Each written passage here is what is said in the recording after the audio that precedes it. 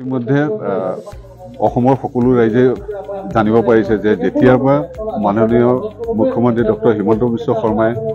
তেখেতে অসমত যি বিজেপি নেতৃত্বাধীন চৰকাৰখন তেখেতে পৰিচালনা কৰে তেতিয়াৰ পৰাই কিন্তু অসমত এক উন্নয়নৰ ধাৰা অব্যাহত আছে আৰু আমাৰ যি ক্ষুদ্ৰ ক্ষুদ্ৰ জাতি জনগোষ্ঠীসমূহক লৈ তেখেতে যি উন্নয়ন কৰিছে ঠিক একেদৰে কিন্তু আমাৰ অসমত থকা শিক্ষকসকলকে তেখেতে বাদ দিয়া নাই। শিক্ষকসকলৰ উন্নয়নৰ ক্ষেত্ৰত তেখেতে যথেষ্ট পৰিমাণে অৱদান আগবঢ়াইছে আৰু ইতিমধ্যে প্ৰথমবাৰৰ কাৰণে অসমত থকা শিক্ষকসকলক এই যি মাইনৰিটি ডেভেলপমেণ্ট বৰ্ডৰ উপাধ্যক্ষৰ দৰে পদ দি পেলাই তেখেতে অলংকৃত কৰিছে আৰু ই এক অসমত ইতিহাস ৰচনা কৰিছে আৰু ইতিমধ্যে অসম চৰকাৰে যি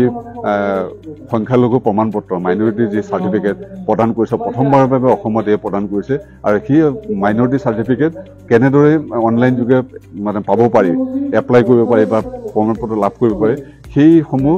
সজাগতাৰ বাবে ইতিমধ্যে গুৱাহাটী কেইবাখনো মই মিটিং কৰিছোঁ আৰু ইয়াত আজি লংকাত আহি আমাৰ লংকাৰ যিসমূহ আমাৰ শিখ সংগত শিখ ৰাইজক লৈ ইয়াত এখন সজাগতা সভা আহ্বান কৰিছোঁ আৰু ইয়াত গুৱাহাটী IT ডিপাৰ্টমেণ্টৰ পৰা এজন ইঞ্জিনিয়াৰ লৈ অহা হৈছে তেখেতে ইতিমধ্যে টেকনিকেল দিশটো সমূহখিনি ইয়াত বুজাই দিছে আৰু ঠিক তেনেকৈ ইয়াত অকল মাইনৰিটি চাৰ্টিফিকেট নহয় সেৱা সেতুৰ জৰিয়তে ড্ৰাইভিং লাইচেন্সৰ পৰা ধৰি মাটিৰ কাগজৰ পৰা ধৰি PRCৰ পৰা ধৰি বাৰ্থ চাৰ্টিফিকেট ধৰি সমূহ চাৰ্টিফিকেট কেনেদৰে পাব পাৰি ঘৰতে বহি সেই সমূহখিনি ইয়াত তেওঁলোকে ইয়াত প্ৰশিক্ষণ দিয়া হৈছে।